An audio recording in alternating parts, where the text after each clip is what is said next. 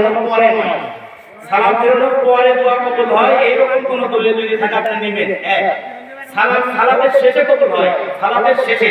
সালাম শেষ হয়, সালাতের শেষে বলতে সালাম ফেরানোর আগে, সালাতের শেষে বলতে সালাম ফেরানোর আগে। সালাম ফিরলে মানে সালাতই শেষ, মুনাজাতই শেষ। আর আল্লাহ নিজে বলছে যে নামাজটাই মুনাজাত। দ্বিতীয় কথা হলো যে উনি বলছেন যে আপনি ডেট দিবেন। আমরা কিন্তু বাহাত মনে করি না। বর্তমানে আহলে হাদিসরা একটা জমিতে আহলে হাদিস, একটা আহলে হাদিস আন্দোলন। ইনাদের কেন্দ্র থেকে, জমিতে আহলে হাদিসের কেন্দ্র থেকে বর্তমানে সভাপতি আব্দুল্লাহ ফারুক সাহেব এবং মাদানী শহীদুল্লাহ খান মাদানী, যিনারা ফতোয়া পড়বেন, যিনারা মদিনা থেকে পিএইচডি নিয়ে আসছে, তিনাদের মানে আরাফাত পত্রিকায় তিনারা উল্লেখ করেছেন ফরজ সালাতের পরে সম্মিলিত মুনাজাত করা বিধান।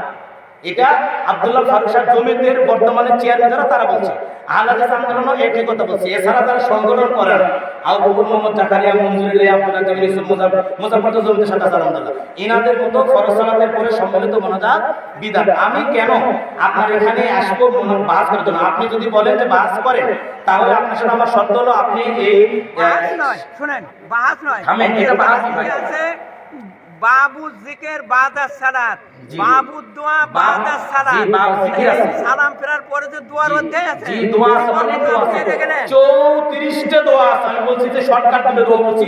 আয়াতুল কুরসি পড়লে তার জন্য জান্নাত পাওয়া যায়, রজতু বিল্লাহ রব্বা বললে জান্নাত পাওয়া যায়, 33 বার সুবহানাল্লাহ আলহামদুলিল্লাহ দোয়া আছে। এগুলো না, এগুলো তো সালাম ফেরানোর পরে পরে কথা বললাম না। আয়াতুল কুরসি সালাম ফেরানোর পরে আয়াতুল কুরসি পড়তে হয়, রজতু বিল্লাহ রব্বা সালাম ফেরানোর পরে পড়তে হয়। সালাম ফেরানোর পরে প্রায় 43টার মতো দোয়ার লিস্ট আছে। এগুলো দোয়া করলে আল্লাহ দোয়া মানে এই জিকিরগুলো, এই দোয়াগুলো করতে হয়। কিন্তু আল্লাহ নবী সাল্লাল্লাহু আলাইহি ওয়াসাল্লাম থেকে কোনো হাদিস এরকম নেই যে আল্লাহ নবী সালাম ফেরানোর পরে হাত তুলছেন, সাহাবীরা তার সাথে হাত তুলে দোয়া করছেন। শুধু দুটো জায়গা ছাড়া, এক হলো সালাতুল ইস্তিসকা, বৃষ্টির প্রার্থনা নামাজ, আর একটা হলো কুনুতে নাযিল। এটা ছাড়া কোনো জায়গাতে আল্লাহ নবী করেননি। যদি থাকে তাহলে আপনি দলিল দেন, আমি মানব।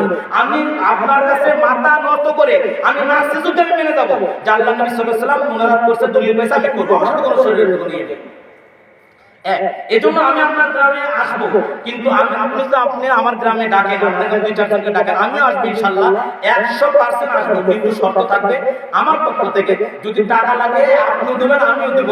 এই থানার এসআইকে থাকতে হবে, 2টা সাংবাদিক থাকবে, স্ট্যাম্পের উপর লেখালেখি হবে যে আমি বলছি স্ট্যাম্পের উপর, আমি বলি স্ট্যাম্পের উপর লেখালেখি হবে, স্ট্যাম্পের উপর লেখালেখি হবে আপনি গ্রামের লোক, আমি তো মুসাফির। আপনি থানার লোক ডাকবেন, প্রয়োজন সোনাতলা থানার কাছে থানার ওসি শিবগঞ্জ ওসি ডাকবেন, 2 সাংবাদিক ডাকবেন এবং চেয়ারম্যানও ডাকবেন। ডাকলে স্ট্যাম্পের উপর লিখবে যে আমাদের পদ্ধতি এটা, তারা হচ্ছে এটা, আমরা আসবো, সেটা ভিডিও লাইভ চলবে।